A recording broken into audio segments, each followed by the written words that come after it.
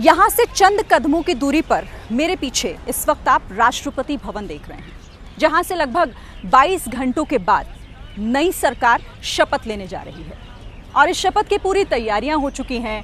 देश विदेश के जो मेहमान हैं खास, उनके आने का भी सिलसिला शुरू हो चुका है। लेकिन इन सब के इतर मन में कई सवाल हैं। सवाल इस सरकार के रूप को लेकर, सरकार कैसी होगी, मंत्रिमंडल कौन होगा, जो सहयोगी दल हैं बीजेपी के यानी एनडीए में जो दूसरे दल हैं, उन्हें कौन कौन से विभाग मिलेंगे, किसे कौन सा विभाग दिया जाएगा और क्या सहयोगी दल उस पर तैयार होंगे यानी उस पर राजी होंगे।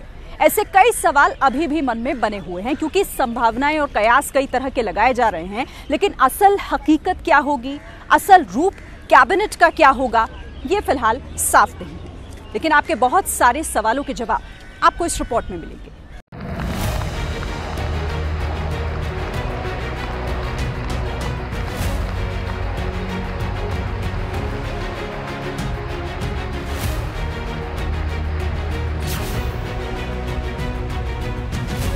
प्रभु राम का आशीर्वाद, तीसरी बार देश का प्रधानमंत्री बना नरेंद्र मोदी जी। तीसरी बार नहीं, चौथा बार भी बनने वाला है। नरसिम्हा राव भी यहाँ चलाए थे गठबंधन की सरकार, और उनकी अल्पमत की सरकार 302 या 303 के आंकड़ा पर पहुंच गए हैं। इनकी तो बहुमत की सरकार है। तो नया सरकार बनने जा रही है, के लिए शुभकामनाएं। एनडीए की दल की बैठक में सर्वसम्मति से हमने प्रधानमंत्री जी को चुना है, हमारे प्रधानमंत्री हैं। तीसरी बार देश के प्रधानमंत्री नरेंद्र मोदी जी को फिर से सेवा का अवसर दिया है। ये जनादेश विकसित भारत का है। शामियाना तैयार हो चुका है, लाल कालीन बिछाए जा चुके हैं, कुर्सियों की कतार तैयार है। समारोह में शामिल होने के लिए विदेशी मेहमान पहुंचने लगे हैं। राष्ट्रपति भवन के फोर कोर्ट को सजाया जा रहा है। वो स्टेज तैयार हो रहा है जिस पर खड़े होकर नरेंद्र मोदी लगातार तीसरी बार दुनिया के सबसे बड़े लोकतंत्र की सत्ता के सर्वोच्च सिंहासन पर विराजमान होने की शपथ लेंगे। राष्ट्रपति भवन का ये फोर कोर्ट है और यहाँ पर मोदी 3.0 के शपथ ग्रहण की तैयारियां चल रही हैं। ये तस्वीर आपको हम दिखा रहे हैं। यहाँ पर देश विदेश के मेहमान आएंगे, उनके लिए इंतज़ाम किए गए हैं, कुर्सियाँ यहाँ पर लगाई गई हैं और ये जो तैयारियां यहाँ पर चल रही हैं, इसका एक अहम जो हिस्सा है वो है मंच, जहाँ पर जो विशिष्ट मेहमान होंगे वो वहाँ पर होंगे, जहाँ पर प्रधानमंत्री नरेंद्र मोदी को शपथ दिलाई जाएगी। देखिए सामने की ओर वो मंच है और उस मंच को भी तैयार किया जा रहा है। बहुत ही तेज़ी से ये काम चल रहा है, क्योंकि शपथ ग्रहण 9 जून को होना है। सुरक्षा के बहुत ही विशेष इंतज़ाम यहाँ पर किए गए हैं। जिनको पास होगा, जिनके पास, उनके अलावा कोई यहाँ पर शिरकत नहीं कर पाएगा। और बेहद ही खूबसूरती से रात के वक्त ये जगह जो है रोशनियों से जगमगाई गई। चंद घंटे की ही देरी है जब देश ही नहीं बल्कि पूरी दुनिया एक बार फिर नरेंद्र मोदी को प्रधानमंत्री बनते देखेगी। 2014 में भी देखा था, 2019 में भी देखा था। इस बार फर्क सिर्फ इतना है कि बीजेपी बहुमत से 32 सीटें पीछे रह गई। सरकार बनाने के लिए सहयोगी दलों के सहारे की जरूरत है। इनमें 16 सीटों वाली टीडीपी, 12 सीटों वाली जेडीयू, 7 सीटों वाली शिवसेना और 5 सीटों वाली एलजेपी है। इसीलिए 2024 की राह अलग है, समीकरण अलग हैं और सवाल भी अलग हैं। मसलन नरेंद्र मोदी प्रधानमंत्री पद की शपथ लेंगे, क्या अमित शाह फिर गृह मंत्री बनेंगे, क्या राजनाथ सिंह फिर रक्षा मंत्री बनेंगे, वित्त मंत्रालय का जिम्मा किसे मिलेगा, नीतीश की पार्टी से कितने मंत्री होंगे, नायडू अपने किन नेताओं को मंत्री बनाएंगे, कितने पुराने मंत्री रिपीट होंगे, कितने नए नेताओं का नंबर आएगा, एनडीए में मंत्रालय के बंटवारे का फार्मूला क्या होगा, क्या फार्मूला सहयोगियों को कबूल होगा। इन्हीं सवालों को लेकर देश की राजधानी की राजनीति गरमाई हुई है। बैठकों के दौर पर दौर चल रहे हैं। बीजेपी से लेकर एनडीए की मीटिंग हो रही है, जिससे छन कर खबर आ रही है कि प्रधानमंत्री मोदी के साथ एनडीए के 14 सहयोगी दलों के 18 सांसद भी मंत्री पद की शपथ ले सकते हैं। इनमें 7 कैबिनेट और 11 स्वतंत्र प्रभार और राज्य मंत्री के रूप में शपथ ले सकते हैं।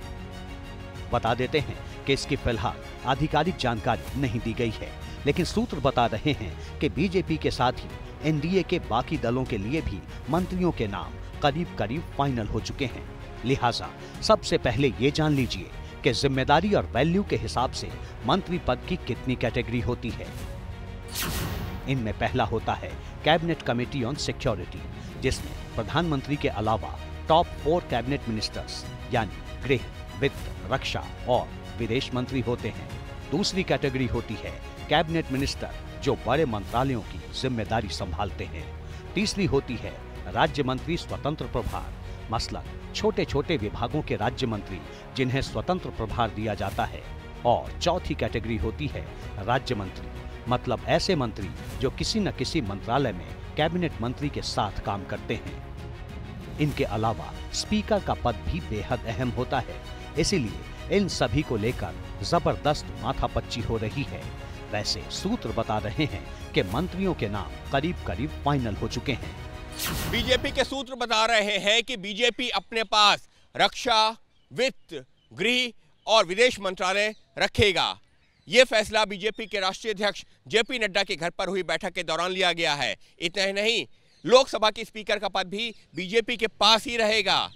वहीं जो पुराने मंत्री अपना चुनाव जीतकर वापस आए हैं, उनको एक बार फिर से कैबिनेट में जगह मिल सकती है। लोकसभा चुनाव में बीजेपी को सबसे बड़ा झटका उसी उत्तर प्रदेश में लगा है, जहां से उसे 2 बार ऐतिहासिक जनादेश मिला। ऐसे में माना जा रहा है कि मोदी 3.0 में यूपी से मंत्रियों की संख्या कम हो सकती है। मोदी 2.0 में कुल 72 मंत्रियों में से यूपी से 13 मंत्री शामिल थे, लेकिन इस बार यूपी में बीजेपी की 29 सीटें कम हुई हैं। कई मंत्री भी चुनाव हार चुके हैं। सूत्रों के मुताबिक मंत्रिमंडल में राज्यों के फॉर्मूले का ध्यान रखा जाएगा। जातीय समीकरणों के मुताबिक मंत्री बनाए जा सकते हैं। मंत्रिमंडल में महिला सांसदों की हिस्सेदारी भी बढ़ सकती है। इस लिहाज से यूपी के कई नेताओं के नामों को लेकर चर्चा हो रही है। मोदी मंत्रिमंडल में इस बार यूपी का जो कोटा है वो बेहद ही दिलचस्प होने जा रहा है। सबसे अहम बात होगी वो होगी सोशल इंजीनियरिंग, और उसमें भी दलितों और पिछड़ों की भागीदारी, जिसका सीधा सा मतलब होगा लोकसभा चुनाव के नतीजों के सबक। और उसी को देखते हुए अनूप वाल्मीकि का नाम हो, चाहे वो पंकज चौधरी का नाम हो, एसपी सिंह बघेल का नाम हो, छत्रपाल गंगवार का नाम हो, या अगर ब्राह्मण चेहरों की बात करें डॉक्टर दिनेश शर्मा और महेश शर्मा, इस तरह के नाम, या लक्ष्मीकांत वाजपेयी का नाम, ये सब इसी कॉम्बिनेशन और इसी समीकरण को देखते हुए ये सारे नाम सामने आ रहे हैं। उत्तर प्रदेश में कम से कम 2 दलित समाज के मंत्री बनाए जा सकते हैं। आगरा से चुनाव जीते एसपी सिंह बघेल के अनुभव को देखते हुए उनको मोदी कैबिनेट में मौका मिल सकता है। हाथरस से चुनाव जीते अनूप वाल्मीकि को भी जगह मिल सकती है। ओबीसी फैक्टर को ध्यान में रखते हुए बुलंदशहर से चुनाव जीते भोला सिंह, महाराजगंज से चुनाव जीते पंकज चौधरी। यूपी की तरह ही बिहार से भी मंत्रियों की लिस्ट में कई नाम हैं। सूत्रों के मुताबिक जेडीयू के 2 सांसद मंत्री बन सकते हैं। इनमें लोकसभा सांसद ललन सिंह और राज्यसभा सांसद रामनाथ ठाकुर का नाम चर्चा में है। चर्चा नहीं है, वो आप अपना चर्चा कर रहे होंगे। आप अपना कल प्रधानमंत्री जी का भाषण नहीं सुने कि टीवी पर बहुत ब्रेकिंग न्यूज चलता है। ब्रेकिंग न्यूज से मंत्री नहीं बनता है, तो ये आप ब्रेकिंग न्यूज वाले हैं। हमारा संस्कार है कि जो आते हैं यहाँ आए नीतीश कुमार जी से मिलने के लिए, सिर्फ मिलने के लिए आए, कोई बात नहीं है। जब कुछ होना होगा तो जब आएगा इन्फॉर्मेशन तो आप सबों को मालूम हो जाएगा। जेडीयू के साथ ही एलजेपी की हिस्सेदारी हो सकती है। चुनाव में चिराग पासवान की पार्टी का स्ट्राइक रेट 100% रहा है। 5 सीटों पर चुनाव लड़ा और सभी सीटें जीत ली। सूत्रों के मुताबिक चिराग पासवान को कैबिनेट में एक जगह मिल सकती है। बिहार के पूर्व मुख्यमंत्री जीतन राम मांझी अपनी पार्टी हम के इकलौते सांसद हैं। बावजूद इसके उन्हें भी मंत्री बनाया जा सकता है। आपस में बैठ करके मंथन चल रहा होगा कि भाई मंत्री कितने बनेंगे, किनको मंत्री बनाना है, किनको क्या विभाग देना है। तो ये तो उन लोगों की बात है, हायर अप्स में चल रहा है। उस कमेटी में या उस कोर ग्रुप में हम नहीं हैं। सारी बातें तो स्पष्ट है कि वो होना है, लेकिन कितने मंत्री पद का गोपनीयता का लेंगे शपथ, किनको लेना है, ये सब तो सब प्रधानमंत्री और उनके जो कोर ग्रुप के लोग हैं वो लोग समझते हैं। उससे हमको कोई मतलब नहीं। काराकाट से चुनाव हार चुके उपेंद्र कुशवाहा को भी मंत्रिमंडल में जगह मिल सकती है। गठबंधन की सरकार है तो गठबंधन में डिपेंडेंट जैसा कहना उचित नहीं है। सब लोगों के सहयोग से सरकार चलेगी और ऐसा कोई पहली बार थोड़े हुआ है। जो हमारे यहाँ संवैधानिक व्यवस्था है डेमोक्रेसी में, उसमें बिल्कुल इसी तरह की व्यवस्था हो सकती थी आज की तारीख में, और पहले भी इस तरह की व्यवस्था हुई है। पहले भी एनडीए की सरकार इस तरह से चली है। फिर नरेंद्र मोदी जी का इतना अच्छा कुशल नेतृत्व है कि सबको जोड़ करके ले चलने की पूरी क्षमता उनके अंदर है, तो कहीं से कोई दिक्कत नहीं होगी। 5 साल पूरी मजबूती से सरकार चलेगी, देश चलेगा। बिहार की तरह ही महाराष्ट्र में भी बीजेपी को सहयोगियों को साधना बड़ी चुनौती है। महाराष्ट्र से बीजेपी के 2 कैबिनेट और 2 राज्य मंत्री हो सकते हैं। इनमें पीयूष गोयल, नितिन गडकरी और उदयनराजे भोसले का नाम चर्चा में है। उदयनराज सातारा से सांसद हैं। मराठी चेहरा होने के साथ ही शिवाजी महाराज के वंशज हैं। इसके अलावा रक्षा खडसे का नाम भी चर्चा में है, जो तीसरी बार चुनकर आने के साथ ही सीनियर लीडर एकनाथ खडसे की बहू हैं। आदिवासी समाज से आने वाले हेमंत सांवरा के नाम को लेकर भी अनुमान लगाया जा रहा है। महाराष्ट्र में एकनाथ शिंदे की शिवसेना ने 7 सीटें जीती हैं।